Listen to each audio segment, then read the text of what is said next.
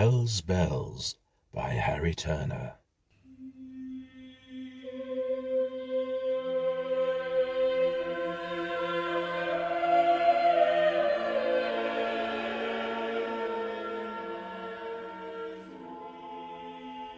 Actually being dead wasn't as painful as Septimus Throgmorton Duff had imagined it would be. Dying itself, of course, was pretty nasty. Nobody with any respect for the truth could pretend that getting thumped against a brick wall by an E-type was a fun thing to happen. It was thoroughly unfunny, in fact. Painful, too. At the moment of death, he knew that hell was his final destination. No other place could possibly take him after his life on earth. Of that he was quite certain. Septimus Throgmorton Duff had been a thoroughly bad lot. Blasphemer, fornicator, thief, in a mild sort of way, his victims usually being British Rail, W.H. Smith and Tesco Supermarkets Limited, and an idolater. So the prospect of hell came as no surprise to him. Indeed, it filled him with a morbid curiosity.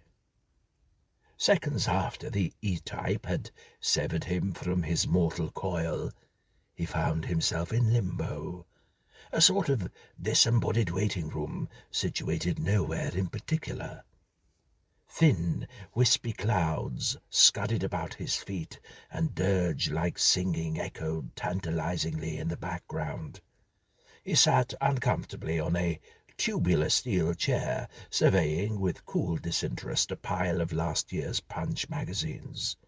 In all, it was not unlike a visit to the dentist's.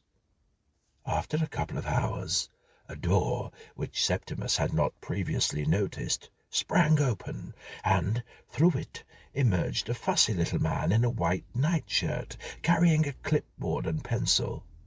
"Mr. Septimus Throgmorton Duff?" he intoned. "Yes," said Septimus, "I am he." "You'll have to wait another hour. Hell is very busy at the moment.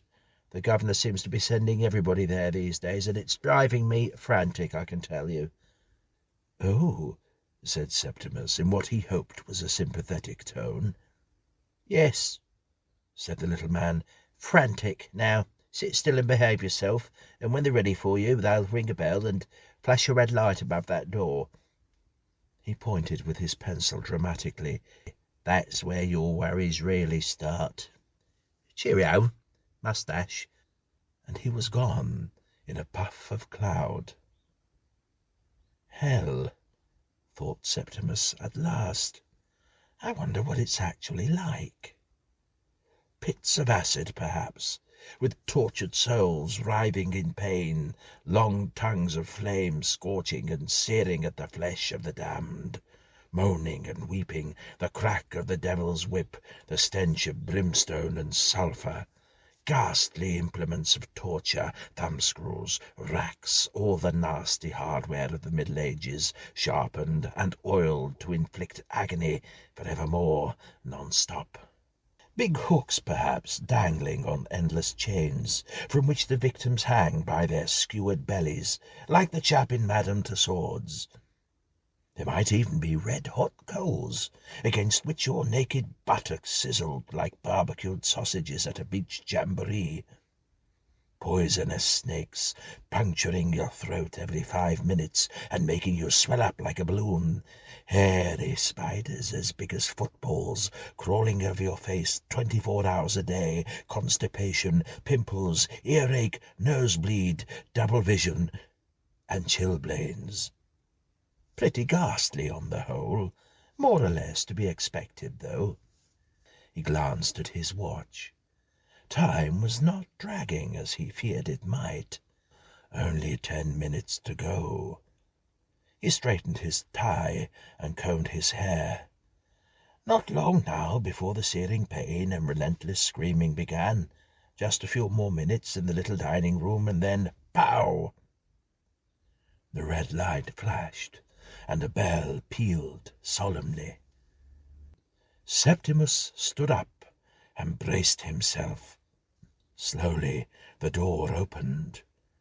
Beyond it was black and silent. He walked steadily towards it, his footsteps ringing on the stone.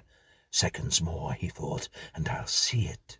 A short staircase covered in tufted carpet led down into hell. There was no fire, no smoke, and no anguished howling. Hell, as far as he could judge, consisted of a small square room with book-lined walls, a record player, and a couple of comfortable sofas. Over the tiled fireplace hung a print of a Chinese woman with a green face. Curious, Septimus moved quickly to the bookshelves and took down one of the volumes. It was a bound edition of The Reader's Digest. He replaced it and took another. This, too, was a bound edition of The Reader's Digest, and the next, and the next. Septimus took a pace back and groaned. Nothing to read for the whole of eternity, except The Reader's Digest. What absolute He checked himself and grinned. Music, he suddenly decided, might be the answer. The music of hell, something Wagnerian and heroic. He switched on the record player and watched the unlabeled disc fall onto the turntable. "And now," said an American voice on the record, 16 hours of non-stop entertainment from the sound of music." Septimus seized the disc and reversed it savagely. "Sit back, folks," said the same American voice, "and enjoy 11 hours of the wit of Tony Blackburn." Septimus switched off the record player and flung himself onto a sofa.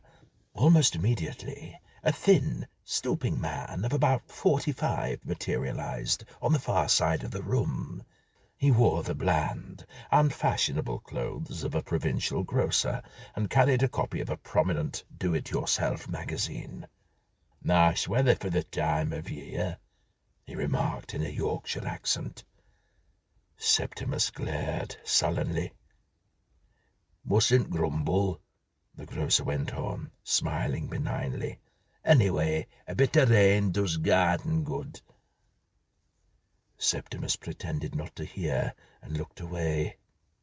"It's colder than last Tuesday," said the grocer.